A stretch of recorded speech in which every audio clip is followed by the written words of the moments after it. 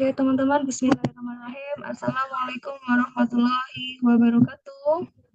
Waalaikumsalam warahmatullahi wabarakatuh. warahmatullahi. Ya, terima kasih. Salam sehat, salam sejahtera, dan salam semangat selalu di hari ke-45 ya, untuk puasa gitu ya. Dan pada intinya teman-teman di sini sambil dengan aktivitas yang lainnya, tapi tetap kontekstual kita adalah di materi hari ini yang kita bahas di topik 4. Adapun nanti pembahasan topik 4 ini saya langsung saja ya mengawali dari hasil screenshot saya semalam. Itu adalah kita hanya ada di 2 pertemuan gitu nggih. Nah, 2 pertemuan ini masuk ke pertemuan ke 11 dan 12 gitu ya. Nah, capaian topik ini tanpa saya baca satu persatu, yang mana dari 2 pertemuan ini gitu ya, masih membahas terkait urutan topik 3 kemarin, yaitu tentang experiential learning gitu ya, yang kemarin sudah kita bahas. Nah, kemudian dari topik ini 4 itu dengan 2 pertemuan, yaitu pertemuan 11 dan 12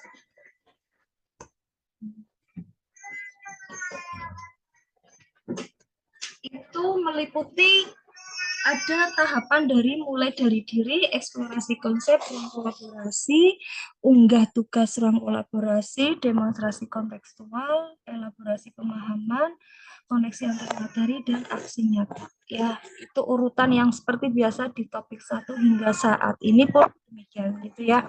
Cuma ini saya penegasan aja di topik 4 seperti ini.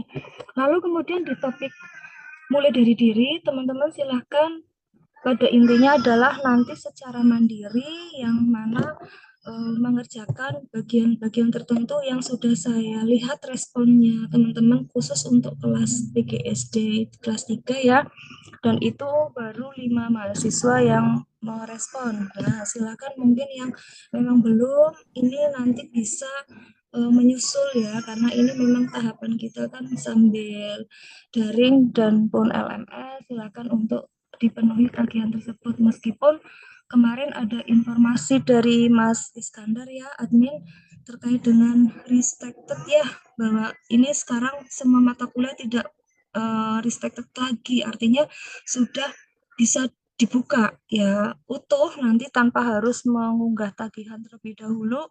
Ternyata itu bisa ngecek di penugasan lanjutan kayak gitu ya. Itu informasi kemarin dari grup kami yang di pengajar fasilitator gitu nggih. Nah, dari bagian mulai dari diri ini saya coba memetakan ya teman-teman kemarin yang sudah saya terima, yaitu ada Mbak Sumaya, Mbak Imaniar, Mbak Destia, Mbak Triviana, dan Mbak Maisha ya. Yang mana ketika pertanyaan pertama adalah pada bagian ini merefleksikan kembali pengalaman Anda dalam proses belajar mengajar. Nah, di sini mulai dari dirinya, apa yang dimaksud dengan proses belajar menyenangkan gitu ya. Ketika indikator menyenangkan itu apa gitu.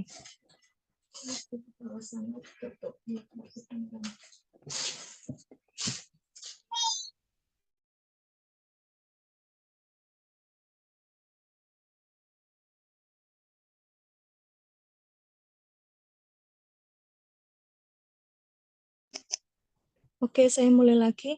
Untuk Mbak Sumaya mengatakan ada hubungan kuat antara guru dan siswa, perasaan yang tidak terpaksa atau tertekan. Nah, ini mungkin saya mau respon dulu sama Mbak Sumaya ya. Kemarin sempat maju juga ya pas PSE-nya ya di depan kelas. Monggo Mbak Sumaya gimana Mbak terkait komen jenengan? Cek. Halo. Mbak Sumaya udah join belum ya? Mbak Sumaya. Sepertinya belum ya, belum ada namanya. Untuk Mbak Imaniar ada yang proses belajar menyenangkan, yaitu mencurahkan diri saya dengan nyaman, dengan tidak tertekan, hampir sama ya. Intinya tidak ada keterpaksaan dalam proses belajar, menghindari diri dari stres, sehingga siswa atau dirinya sebagai seorang guru mampu mengembangkan potensi. Monggo Mbak Imaniar, dari pernyataan Anda seperti apa? Oh, nggih, siap Bu. Terima kasih izin Iya, menjawab sami-sami nggih. terkait pelajaran belajar yang menyenangkan bagi saya itu tadi mungkin sudah digaris bawahi bahwa di mana dalam proses belajar itu saya bisa mencurahkan potensi saya dengan nyaman, enak, serta tidak dalam keadaan tertekan itu pasti terkategori menyenangkan. Terus ada pun dari penjabaran indikatornya yaitu mengenai menurut saya itu proses belajar menyenangkan itu di mana lingkungan belajar itu sudah nyaman, terus proses pembelajaran juga tidak monoton. Selain itu materi belajarannya yang mungkin mudah dikuasai sehingga menghindari diri dari stres. Terus dan juga dalam proses pembelajaran pun dapat memaksimalkan potensi diri saya gitu Bu. Terima kasih seperti itu. Ya, artinya ketika tidak monoton berarti mau nggak mau menyenangkan itu dengan katakanlah selalu bervariasi dalam pembelajaran ya. Ketika nanti entah metode, entah model, entah media pembelajaran baik audio, visual atau audio visual, teman-teman bisa dukung di sana gitu ya. Seperti halnya dalam jawaban Mbak Destia gitu ya. Yang mana ini complicated banget ya. Cuma ketika di sini saya mau tanya Mbak Tia ini terkait dengan menantang Mbak. Seperti apa sih pembelajaran yang menantang itu yang dimaksud menghadirkan tantangan siswa untuk bisa menuntaskan rasa kepuasan dan motivasi belajar untuk terus belajar. Monggo Mbak Tia.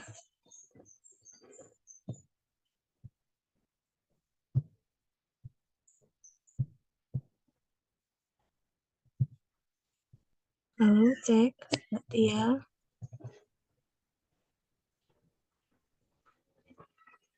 Mbak Tia keluar lagi ya? Ini kayaknya, oh iya, Mbak Tia keluar lagi. Oke, untuk yang berikutnya ada Mbak Triviana, proses menyenangkan melibatkan rasa aman ya bersama ya.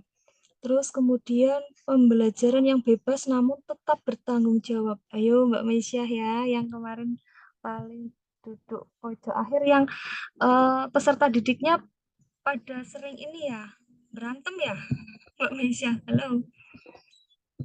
Yang berantem itu peserta didiknya Mbak Roy, Bu. Oh Mbak Roy, kalau Mbak Meisya kemarin yang apa ya? Oh masalah ekonomi ya? Iya. Ya, gimana Mbak? Monggo komennya. Bebas tapi Eh, tetap bertanggung jawab.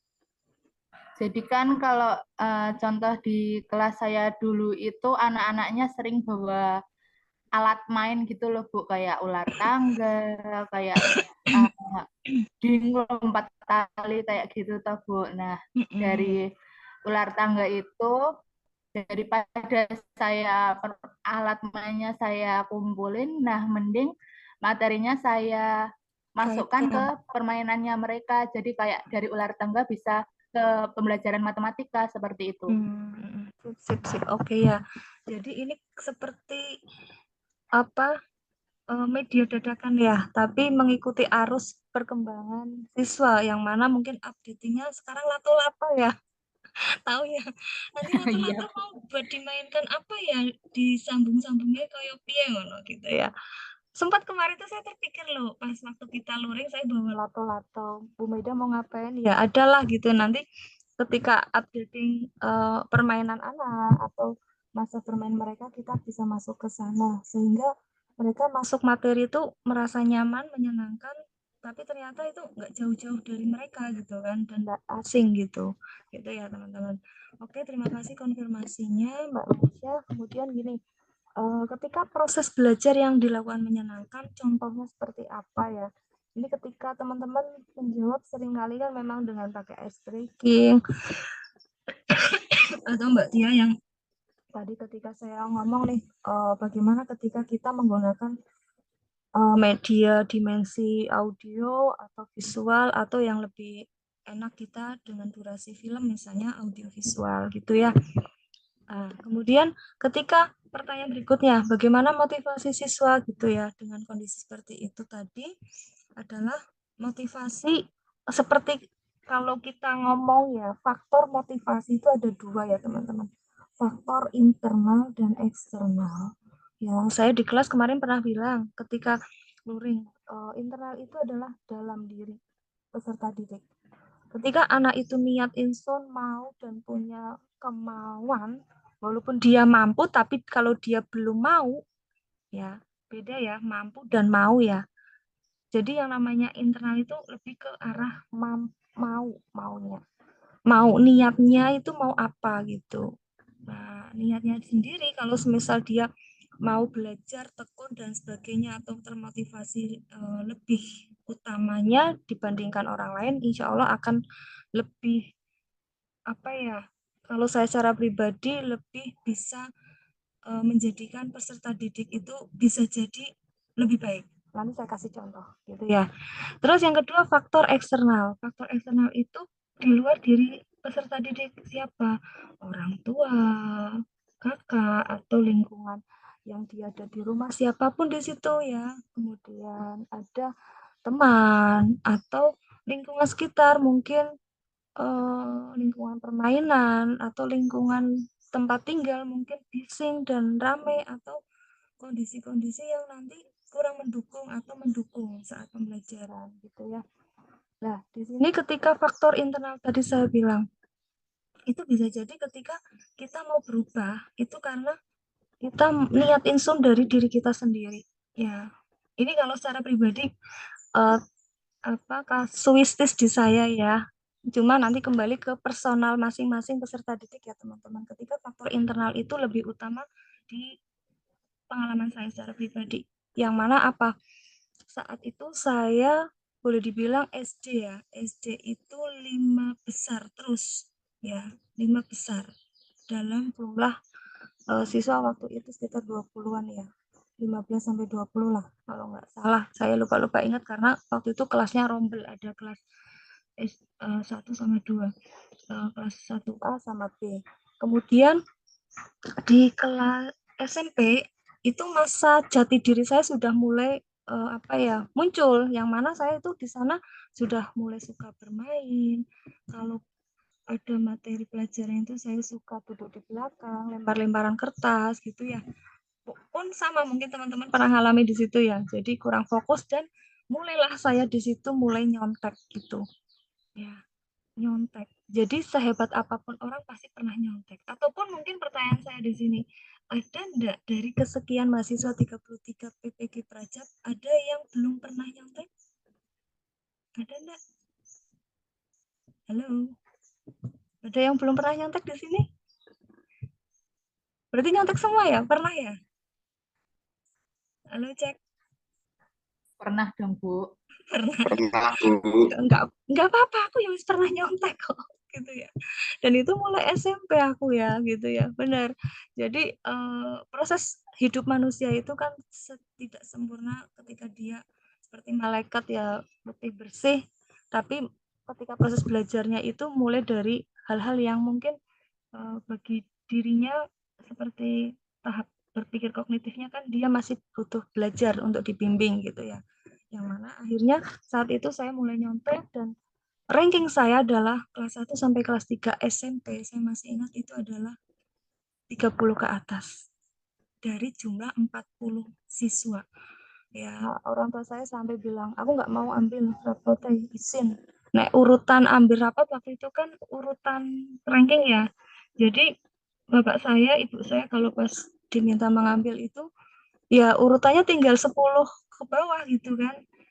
Bukan ke atas, 10 ke bawah. Jadi seolah-olah ya akhirnya itulah anak-anak yang mana secara prestasi kurang bagus gitu ya. Dan itu pada intinya saat itu saya mulai berpikir saya ingin berubah sejak saya nanti harapan saya adalah lulus SMP ya, SMP dan saya punya nazar jika nanti saya SMP ini adalah lulus ujian nasional. Jadi saat itu adalah tahun pertama kali diadakan ujian nasional di tahunnya saya. Ya, dulu belum pernah ada selama dalam kehidupan proses sekolah itu adanya hanya ujian sekolah. Meskipun nasional itu pasti penentuannya oleh sekolah. Tapi itu ada pertama grade, passing grade 4,01 kalau nggak salah ya. Itu dinyatakan lulus gitu dari dari mata kuliah yang ditentukan pemerintah. Nah, saat itu akhirnya saya punya nazar karena saya juga takut kalau saya tidak lulus karena ibu bapak saya keduanya PNS, saya juga kan malu gitu ya, gimana nanti kok anaknya malah nggak lulus gitu ya, wis itu udah beban mental bagi saya. Saya pun mengalami itu di masa seperti itu, sosial emosional saya ketika saya bertanggung jawab untuk memenuhi motivasi saya bagaimana saya harus berubah. Saya punya keinginan dalam diri saya waktu itu adalah saya mau nazar, saya akan berubah dan nanti jika nazar saya adalah lulus gitu ya, dan saya betul-betul lulus gitu tanpa mengulang, kan bisa ngulang itu nanti ujian lagi, tapi kan malu gitu kan. Tapi kalau sekali ujian kita lulus kan kita tidak ada malu gitu ya. Nah, terus kemudian alhamdulillah saya diberkahi oleh Allah gitu ya, kemudian lulus teman-teman. Nah, terus nazar saya gimana? Akhirnya ketika mulai dari kelas SMA itu saya diterima di sekolah yang itu sekali menerima itu 10 kelas. Jadi semisal kelas 1 ya, dulu kan nggak ada kelas 11, kelas 12 gitu ya. Adanya kelas 1 SMA. Kelas 1 SMA itu dari A sampai 10 ya, berarti A, B, C, D, E, F, G, H, I, J sampai J.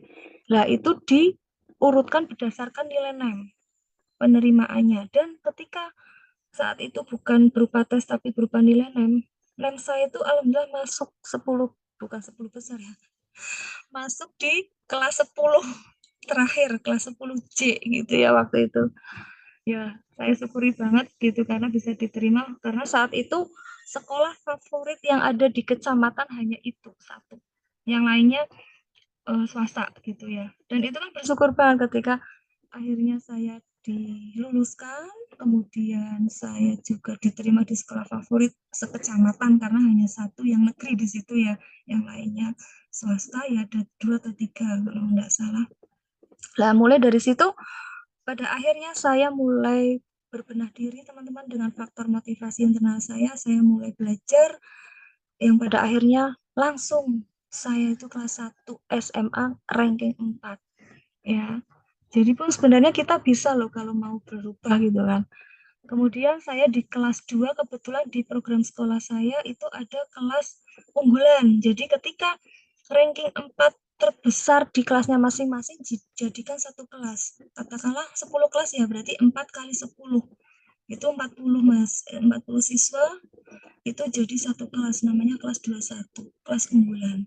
Ya akhirnya saya menjadi kelas boleh dibilang kayak kalau kita membusungkan dada itu kita benar-benar enjoy gitu ya. Kalau kita sombong tapi kita nggak boleh sombong karena di saat itu saya nggak nyangka saya bisa masuk ke kelas unggulan gitu. Dan itu dengan orang-orang yang boleh dibilang ya pandai-pandai semua karena 4 besar di kelas masing-masing dari kelas A sampai kelas C gitu. Nah, waktu itu kelas 2 itu namanya sudah tidak A, B, C, D, E, F, G, H, I, J, tapi kelas 21, 22, sehingga 210 gitu ya. Nah, pada akhirnya kelas 3 saya ranking 1. Gitu ya teman-teman, itu adalah progres yang mana motivasi internal, faktor internal itu bisa menjadi faktor yang utama bagi personal peserta didik. Ketika mungkin beda lagi, katakanlah teman-teman di sini ada yang cinta lokasi, enggak ya, cinta lokasi kayak artis saja gitu. Mungkin gini, aku termotivasi kalau ada Mbak Iku, ada si Iki gitu ya. Jadi motivasinya itu dari orang lain, ada someone, gitu ya, ada something-nya gitu ya. Itu bisa monggo. Nah, itu ada sesuatu yang nanti masing-masing orang itu punya faktor terkait dengan belajarnya ya. Lanjut, ini kemudian saya lanjut ke tahapan di pertemuan 11 kan ini ada materi teman-teman yaitu tentang video 1 ya, yang mana diminta untuk melihat learning style gitu ya. Learning style itu apa? Gaya belajar. Nah, dalam video itu menarik ya teman-teman, sekilas kalau kita menerjemahkan dari penyampaian bahasa Inggrisnya, bahwa manusia atau orang itu belajar dengan berbagai macam cara. Dengan gaya belajarnya, salah satunya ada visual, ada kedua auditory, yang ketiga reading atau writing, yang keempat kinestetik gitu ya. Kalau kita ngomong visual, berarti orang itu belajar harus perlu itu dia lihat, dia mengamati. Jadi indera mata ya, bukan indera L. Brookman ya, indera mata ini ya, kepekaan sebuah mata itu adalah dia akan lebih nyaman untuk dia proses belajarnya akan bisa masuk untuk dia ketahui dan dia pahami dan bahkan dia cerna gitu ya. Itu visual. Jadi kenapa sih ketika guru itu butuh nanti sesekali variasi model, metode, dan medianya itu picture and picture misalnya, menghadirkan gambar, membawa potongan gambar, poster, atau mungkin gambar berupa di slide PowerPoint gitu ya, yang menarik, ada gambar bergerak gitu ya, atau mungkin gambar yang ada audionya juga semisal. Tapi kalau di sini visual cukup ke arah gambar ya. Nah, kemudian didukung pula ada seseorang yang belajar itu auditory. Jadi ini kayak ponakan saya ya, itu dia kalau belajar cukup, dan dia kemarin alhamdulillah ini keterima di kedokteran ya, belajar itu cukup dia mendengarkan gitu. Berarti enjoy banget ya, tanpa dia itu harus melihat, kalau dia cukup mendengarkan orang lain, penyampaian orang lain, dia itu langsung masuk gitu. Ya, ini memang jarang kalau yang auditory. Ya, karena kepekaannya itu tingkat tingginya lebih banget gitu nggih. Nah, atau belajar itu perlu membaca. Ya, membaca atau menulis. Nah, ini bagi orang yang mohon maaf ketika dia udah ngamati nih, lihat, udah dengarkan, kok aku ora mudeng-mudeng ya, mau nek endang lali di luar kepala hilang semua ya. Bukannya hafal hilang semua di luar kepala, aku butuhlah nyatet gitu ya. Ya setelah saya baca kemudian saya tulis gitu ya. Ya caranya dan aku itu iso ngapalke nanti kita buat jembatan keledai. Tahu ya, pernah ya tahu jembatan keledai? Namanya bahasa cantiknya itu mnemonik. Mnemonik, MNEMONIK atau C, mnemonik. Jadi contoh mnemonik itu apa? Itu membuat singkatan. Ya, misalnya singkatan yang menurut kita itu mudah diingat. Contoh bunga misalnya, bunga. Oh, buah, misalnya B-nya dari bu untuk bu kata apa ya, kata depannya apa, nganya untuk apa gitu ya. Jadi itu namanya nanti bisa dibuat dalam jembatan keledai mnemonik gitu. Atau nanti dibuat seperti kalau writing ini tipikal orang kayak buat contekan gitu ya. Tapi bukan untuk nyontek, cuma untuk mempermudah teman-teman belajar gitu. Itu yang di saya teman-teman. Ya, saya tuh suka ke mnemoniknya di situ. Ya, hafalan saya suka gitu. Terus ada kinestetik ini yang kalau belajar itu nggak mau diem. Ya, bukan nggak mau diam artinya hiperaktif, enggak, tapi lebih dia itu konsentrasi belajarnya ya tidak harus di kondisi yang tenang gitu. Jadi kalau kondisi apapun dia bisa menyesuaikan, bahkan dia dengan gerak pun dia bisa belajar dan menikmati kayak gitu. Gitu ya. Nah, dari keempat ini mungkin salah satunya atau keduanya mungkin gaya belajar ini yang teman-teman alami sendiri gitu ya. Kalau saya lebih ke reading dan writing gitu ya. Oke, pun dari video selanjutnya kedua, itu ketika peserta didik itu ada di masa, itu ada mikrosistem, mesosistem, eksosistem, dan makrosistem atau kronosistem. Nah, ketika kita ngomong mikro dulu ya, mikro itu kan kecil, mikro, nanti sampai ada kata makro ya. Nah, kita bisa cek gambarnya ya teman-teman, di video juga udah ada. Ini ketika kasuistis mikro itu adalah siswa itu adalah tidak lepas dari lingkungan sekitar anak gitu ya. Siapa? Ada guru, ada sosial media, ada parentnya, orang tua pasti ya. Ada teman bermainnya, peersnya, ada pembimbingnya, mentor mungkin ya. Nah, atau sosial community, jadi lingkungan sosialnya, teman belajar gitu. Nah, pasti lingkungan mikronya itu adalah yang selalu mempengaruhi dengan lingkaran-lingkaran ketika anak itu belajar di lingkungan keluarga, sekolah, dan masyarakat itu mikronya. Nah, mesosnya ini ya bagaimana hubungan sosial dari ke semua lingkungan tadi yang mendukung dari proses belajar anak. Nah, akhirnya akan menjadi ekosistem. Ekosistemnya di sini nanti bisa mengarah yang sudah lebih luas, extended family ya, ini ada extended keluarga luas. Extended itu keluarga luas ya. Nah, extended family itu keluarga luas.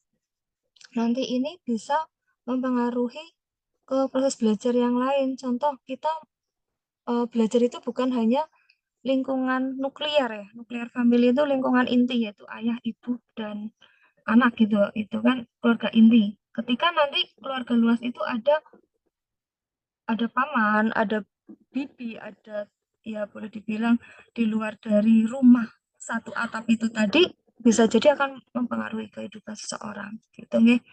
Dan nanti pada intinya nanti akan membentuk seseorang itu akan menuju ekosistem yang lebih luas pemikirannya, atau dia mau ngambil ke arah yang seperti apa itu. Bahkan ada mass media ya, jadi media massa pun berperan ketika teman-teman nanti secara informasi seperti tadi media sosial, tapi lebih kalau media massa kan lebih umum lagi ya, materi-materi mungkin bisa jadi ada arah politik dan sebagainya ya gitu. Terus makrosistem, nah makrosistem ini nanti bisa sudah lebih luas lagi, bisa berhubungan dengan hukum gitu ya, justice ini ya, dengan sistem-sistem hukum, bisa tentang budaya kehidupan setempat, atau perbedaan ras, suku, agama, lingkungan publik, kebijakan publik. Ya, kalau pemikiran ini memang inilah kita sudah berada di sini, teman-teman. Teman-teman gimana menentukan sikap, bagaimana ketika ada teman yang berbeda pendapat, ketika ada teman yang punya masalah, terus kemudian ketika kita ada di lingkungan jalan raya, semisal ada kondisi yang misalnya di situ di Bangjo ya, apakah kita harus belok kiri jalan terus atau belok kiri ikuti lampu? Nah, itu kan kebijakan publik, contoh dengan tata tertib lalu lintas. Nah, itu sudah masuk makrosistemnya. Lalu ke arah terakhir yaitu kronosistem. Kronosistem ini lebih kepada nanti teman-teman sudah hal yang paling kompleks dan luas, yaitu dengan pergerakan kehidupan manusia. Tapi ini ya sebenarnya seperti pencarian jati diri teman-teman ya, untuk lebih bijak dalam mengatasi masalah dalam kehidupan dan situasi manapun gitu. Lalu saya membahas terkait ini ruang kolaborasi. Ini yang penting buat ruang kolaborasi teman-teman, yang mana dari ruang kolaborasi ini kan penugasan secara kelompok gitu ya. Di sana ada situasi yang sudah diberikan kasuisis gitu. Nah, dari kasuisis ini silakan teman-teman itu amati dari pengamatan dan pencatatan perilaku peserta didik. Nah, kemudian apa yang dilakukan teman-teman sebagai seorang guru ya? Gitu. Nah, pertama bisa langkahnya adalah memanggil peserta didik yang bersangkutan, menanyakan langsung.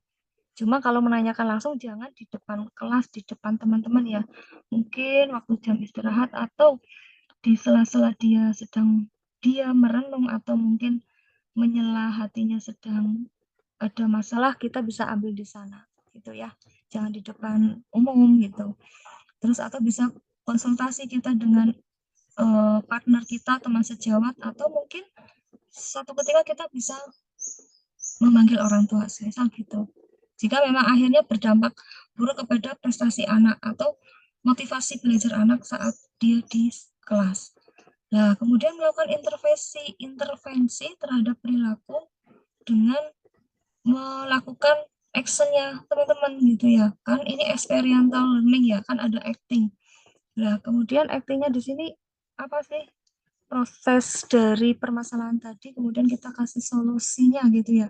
Bisa jadi mungkin memindahkan siswa duduk di depan atau memberi tugas yang diharapkan aktif gitu ya. Kalau semisal dia memang malas mengumpulkan penugasan gitu ya, dan diharapkan dia harus benar-benar tanggung jawab dengan penugasannya.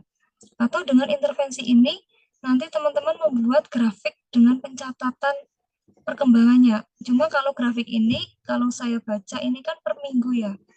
Jadi kalau kita nanti akan mengamati ini, mohon maaf memang betul-betul harus di sekolah gitu, harus tahu gitu ya. Jadi dari minggu kedua, minggu keempat, atau dari intensitas hari kedua, hari keempat itu nanti secara perkembangan itu bagaimana. Oh dia kadang stabil, oh dia kadang labil, dia turun lagi, oh dia kadang stabil lagi. Nah itu kan intensitas gitu ya. Oke, ini contoh yang sudah saya unduh di kelas lain. Tugasnya teman-teman mungkin nanti menyusul dan menyesuaikan ya. Ketika nanti di ruang kolaborasi ini, itu silahkan sesuaikan template atau format yang sudah ada di LMS itu untuk menguraikan permasalahan yang ada di peserta didik. Nah, penguraian ini karena kelompok, monggo silakan dibuat untuk memilih salah satu sekiranya di SJ-nya siapa.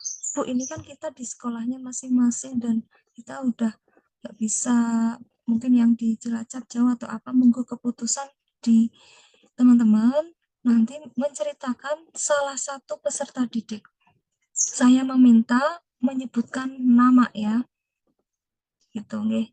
Karena nama tersebut nggak harus nama panjang atau nama inisial pun boleh, yang penting menyebut nama dan posisi kelas ya. Kelas kan ada kelas rendah, kelas tinggi. Ini kebetulan kelas tinggi di kelas 4. Nah, kondisi apa yang terjadi di sana silahkan uraikan. Gitu nggih. Ya, ceritanya bagaimana itu diceritakan, itu uraikan permasalahan. Lalu kemudian sebelum intervensi, artinya sebelum penanganan ya teman-teman. Ini nanti pada saat sebelum penanganan, istilahnya kayak kita melakukan treatment perlakuan, itu apa yang dilakukan oleh peserta didik dengan mengidentifikasi permasalahannya tadi. Itu ya, baik itu dari guru atau dari siswa. Contoh nih, ketika di sana siswa tadi sering gaduh dan mengganggu teman yang lain gitu kan. Oh ternyata nomor 3 ya, guru itu belum memberi kesempatan siswa untuk aktif dalam kegiatan pembelajaran. Makanya guru itu lebih mendominasi gitu dalam pembelajaran dan akan menjadikan kebosanan siswa karena hanya satu arah, misal gitu. Nah, tolong nanti jangan lupa disebutkan di salah satu sekolah di daerah mana, gitu ya. Karena kemarin, bukan kemarin ya, tadi malam saya cek itu ada yang di salah satu sekolah dasar. Itu kan umum, salah satu sekolah dasar. Tolong sebutkan daerah, gitu ya. Mohon teman-teman ingat-ingat dari penugasan ini selain menyebutkan nama, tidak harus lengkap, cukup nama panggilan gitu ya. Kedua adalah menyebutkan nama sekolah, mungkin kalau mau komplit silahkan, kalau tidak menyebutkan dari tempat kecamatan atau kabupatennya gitu ya, dan kelasnya. Lalu di berikutnya ada tabel. Dari aspek pengamatan perilaku ini, teman-teman silakan sesuaikan template formatnya ya. Nanti yang terjadi bagaimana, sesuaikan target perilakunya ketika dia gaduh dan bahkan mencontek ya. Observernya siapa saja. Kebetulan di situ yang terjadi adalah guru mata pelajaran ya. Dan durasinya nanti selama berapa minggu. Ini fleksibel ya teman-teman, nanti kalau semisal sambil jalan nanti kemungkinan ini yang saya jadikan untuk penugasan UAS gitu ya, tapi nanti itu di akhir sesi saja. Nanti ini hanya sebagai kata kunci clue berikutnya untuk UASnya saya beri tugas individual seperti ini. Lalu untuk pencatatan dalam bentuk apa? Bisa buku, bisa jurnal harian ya, presensi kehadiran siswa. Nah, tabel-tabel ini pun silakan diunduh di LMS ketika poinnya apa saja, semisal di intervensi, sebelum diintervensi, misalnya tahapan minggu 1, lalu kegiatan di sana itu munculnya apa saja, silakan sesuaikan dengan tulisan-tulisan template yang ada di LMS, gitu nggih? Gitu. Nanti tinggal teman-teman uraikan narasinya di situ, gitu. Gitu nggih. Oke, sejauh ini ada yang ditanyakan dulu teman-teman untuk ruang kolaborasi. Cek. Halo. Karena ini yang lumayan penting dan sifatnya harus memilih salah satu tempat lingkungan sekolah yang nanti akan dijadikan pembahasan di kelompoknya, teman-teman. Sudah paham? Halo? Ya, semoga nanti bisa dipahamkan ya masing-masing. Monggo. Terus yang penting nanti jangan banyak copy paste ya. Semisal, sama ini kayaknya kasuistisnya apapun di situ, saya nanti ngisinya di bagian ini gitu. Karena ini seharusnya ya, kontekstualnya harus wajib memang nyata gitu, mengamati dari apa yang muncul perilaku di sana. Kan perilaku anak itu kan banyak ya teman-teman. Contoh nih, kok ini ada yang dia gaduh, ada yang suka mencontek, ada yang dia itu kurang fokus, atau dia itu sering tidur di kelas. Nah, itu pilih salah satu saja agar teman-teman itu fokus. Ketika anak yang suka ngantuk nih, kita pilih di situ. Itu kita sebelum intervensi kita apa yang kita lakukan sebagai seorang guru? Oh, dia seringkali menguap dan lain sebagainya, perilaku negatifnya. Kemudian perilaku baiknya dia ternyata pada saat pembelajaran kalau dia nggak ngantuk, dia disuruh cuci muka, dia antusias. Misal lo ya, gitu ya. Dan sebagainya, gitu. Nggih, nanti penyesuaian dari tabel pencatatan silakan untuk diisi. Harapan saya memang betul-betul dari observasi, gitu ya. Oke, kemudian lanjutan ada penugasan di koneksi antar materi ya. Ini contoh ketika koneksi antar materinya teman-teman nanti dikaitkan dengan asesmennya, terus computational thinking-nya sama PPL-nya seperti apa gitu ya. Silakan nanti dibuat seperti atau PPD-nya ya, perkembangan peserta didiknya dalam pembelajaran. Gitu. Monggo ya, ini dibuat masing-masing ketika koneksi antar materinya bagaimana. Kemudian yang terakhir di topik 4. Ini yang nanti menjadi bagian teman-teman untuk aksi nyata, project nyata di experiential learning gitu ya. Bagaimana tadi menciptakan lingkungan belajar yang menyenangkan? Dengan teman-teman tadi bilang, Mbak Mesya mungkin menciptakan yang model pembelajaran yang tidak monoton. Akhirnya tiba-tiba saya pakai ular tangga gitu ya, dan lain sebagainya lah. Itu salah satu untuk bisa memvariasi. Nah, tapi di sini untuk topik nyatanya ini, aksi nyata, bisa individu atau kelompok. Seperti pembahasan kemarin ya, ketika nanti memang individu, silakan menyebutkan namanya sendiri. Ketika itu bagian dari kelompok, berarti di halaman awal pengumpulan tugas, nanti nama anggota kelompoknya disertakan. Nah, untuk lembar kerja 4.7 ya, aksi nyata ini silakan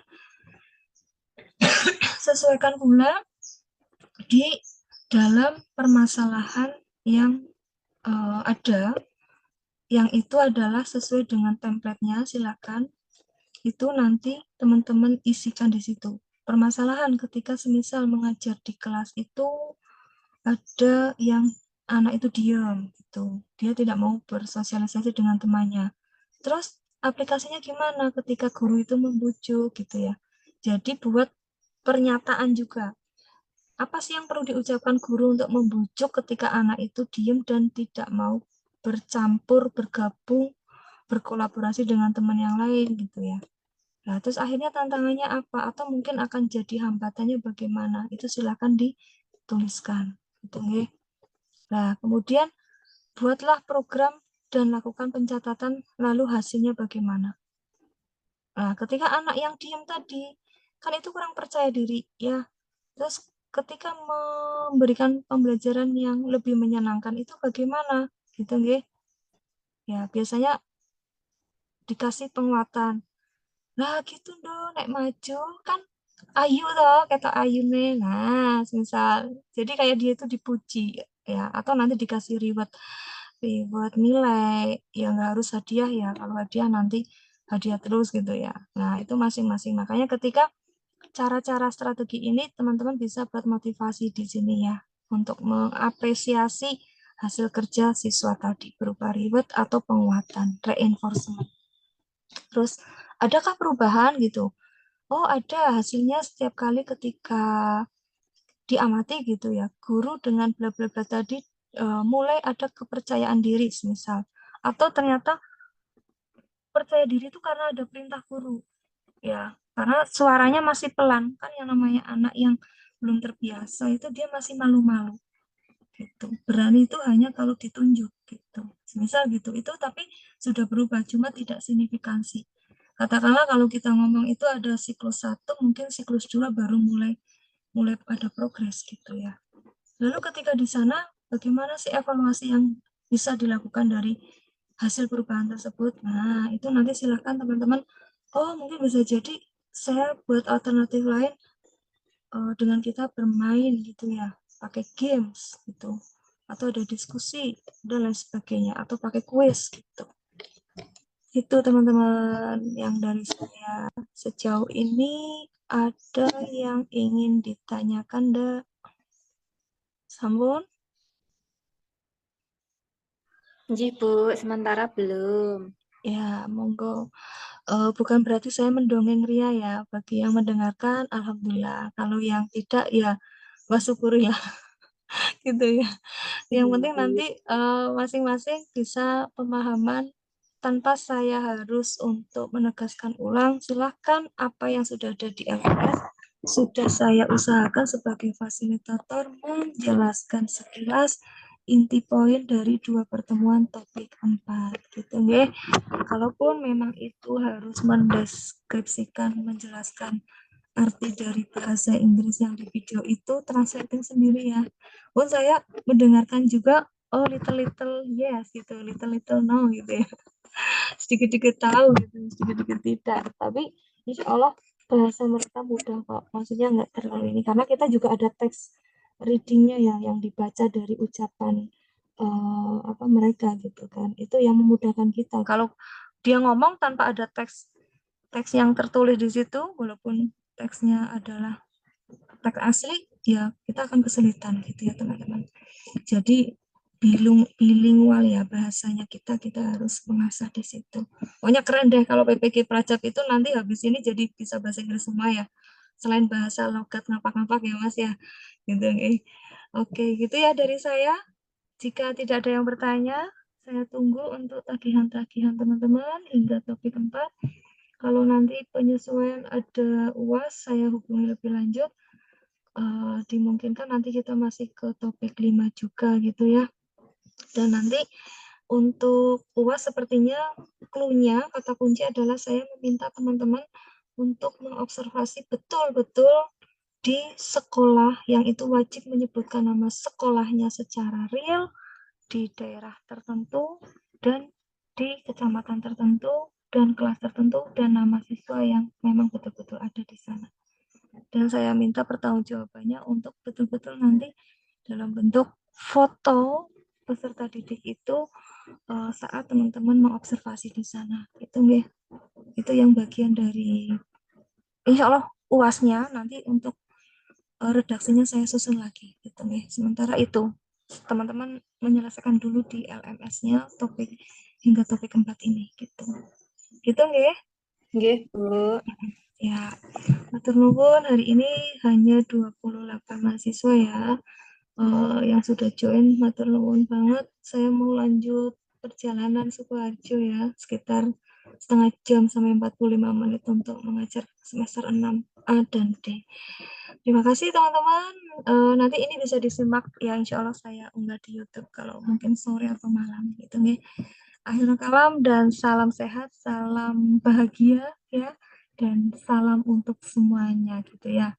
Terima kasih. Saya tutup. Wassalamualaikum warahmatullahi wabarakatuh.